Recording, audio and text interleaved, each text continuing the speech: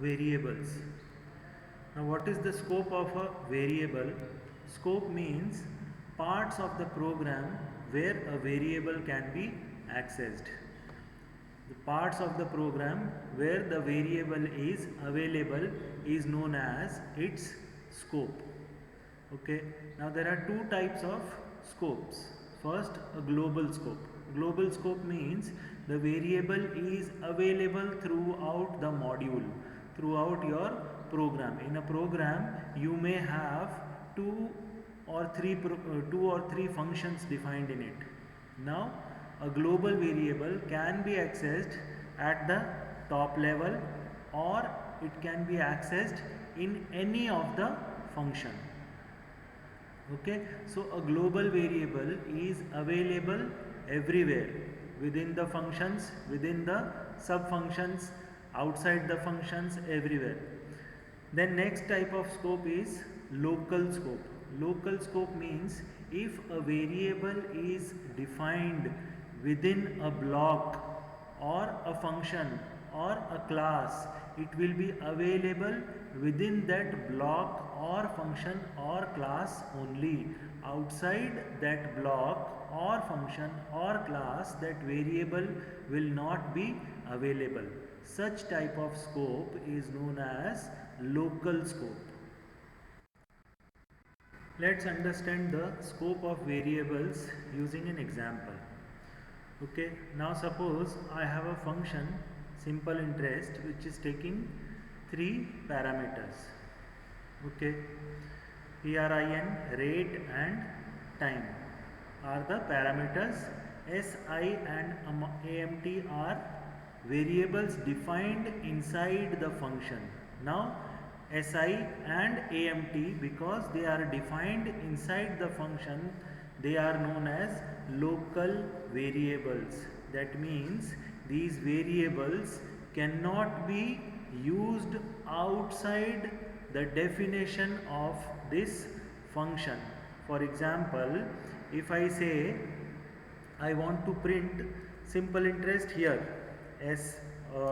print SI, you will not be able to access SI here outside this function. So where SI is available, SI is available inside the function in which it is defined. So the local variables are those variables which are defined within a block or a function or within a class for that matter. Okay, so SI and AMT are local variables. Now PRIN, rate and time are parameters of these functions. Even the parameters are local variables of a function. So this function has total 5 local variables. Now the existence of these local variables will be over once the execution of this program, once the execution of this function completes. As soon as the function is completed or executed, the variables which are defined inside the function will also be destroyed. Okay, let us see this code and I'll prove my point here by executing this code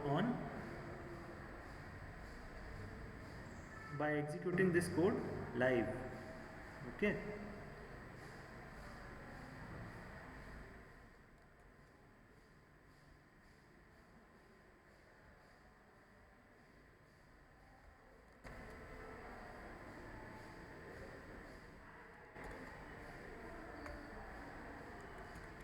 now the same code I have copied here. Okay, we'll move on to the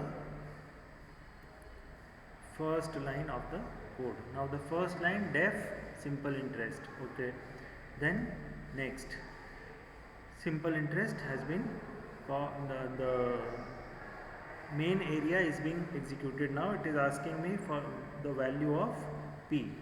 Suppose value of P I enter as 1000. Now it has created a variable. Now see where the variable has been created. It has been created in the global frame. Global frame here means the global variables will be seen in the global frame. Whatever is global, which can be accessed by all the other functions within this program, will be defined in the global frame. Okay, so P is a global variable, right? Next, if I say, if it is asking me interest I'll enter 5. So rate of interest is 5. Then it is asking me time. Okay, so it has created 3 variables P, R and T. P, R and T here are global variables. Okay, then it has called the function. Once the function is called, the values, the arguments which are passed with this function will be copied in the parameters. So the function has created 3 variables in order to receive the 3 values which were passed in the simple interest function. So PRIN, rate and time are defined within this simple interest name. That means they are not global variables, they are local variables which are defined in this function named simple interest. Next, it will create one more SI variable. Again it is a local variable. Then AMT, local variable. Now see, these are all local variables. As soon as the control returns back here in the main area or in the top level of the program, then these variables will be destroyed. That means as soon as the execution of the function gets over, the variables which were defined inside that function will also be destroyed. Okay, they will no longer remain in the memory, they cannot be accessed. That means these variables are being accessed inside this function only. Now we are executing this function, so these variables are available in the memory, so you can access these variables in this function in which they are defined. Okay, once I click next, right, it is saying return value. Okay, now see, all the variables which were defined or declared in the simple interest function are now destroyed, and the control has returned here. It has created 2 more global variables which are having values which were returned from the function. Click on next and next. This is how the code will execute. Now this is another example illustrating the global and local variables. The variables which are defined at the top level without any indentation, they are global variables. That means this gvar1 is accessible everywhere within this program. It can be accessed everywhere in this function also. If you have other function, there also it can be accessed. That means gvar1 is a variable which is available everywhere in the program, in this file.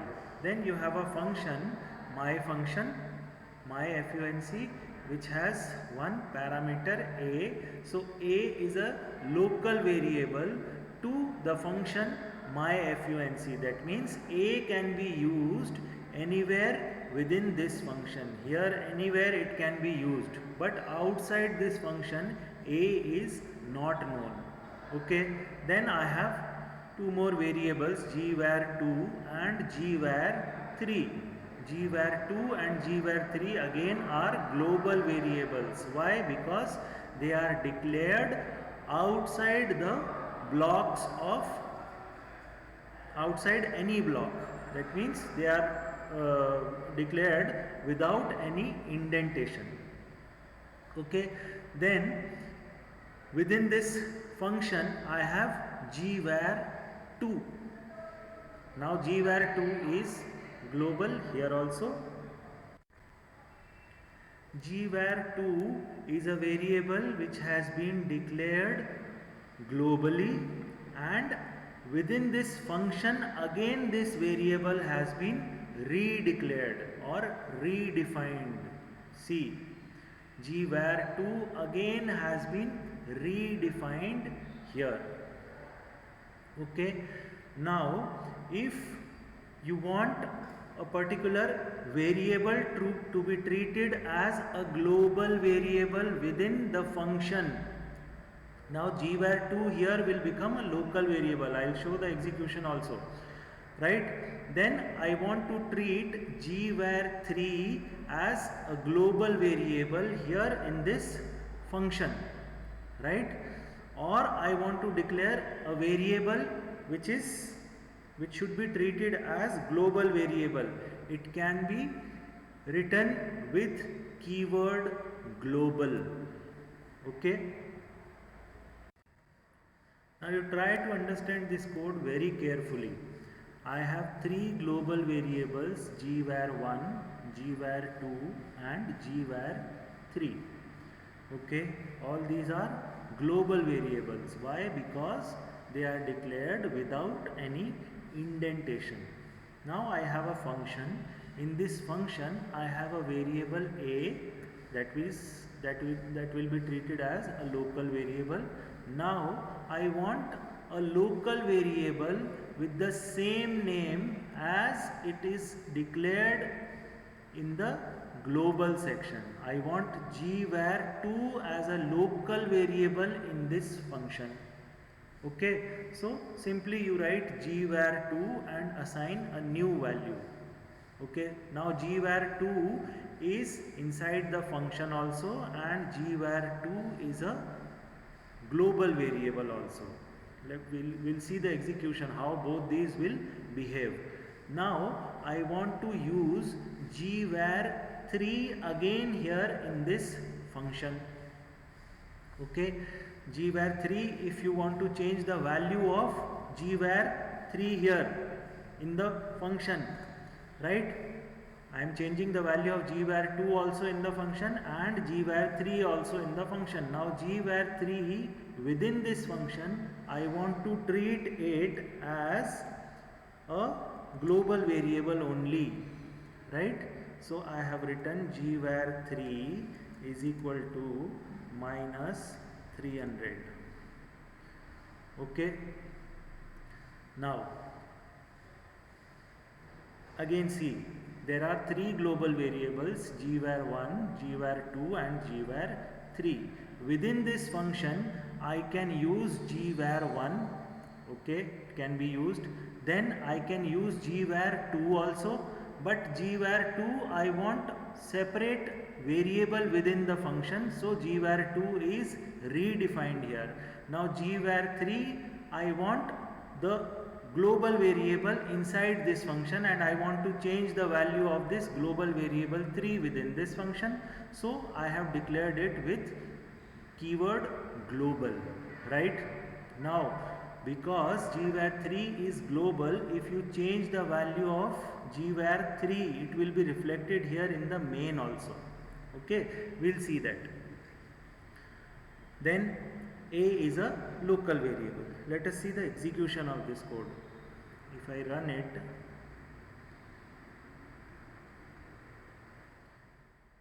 see, gvar1 100, right? So gvar1,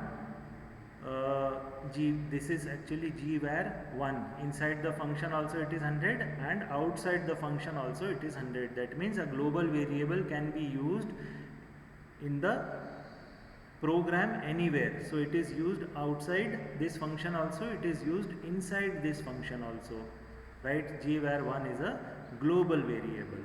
Now gvar2 inside the function.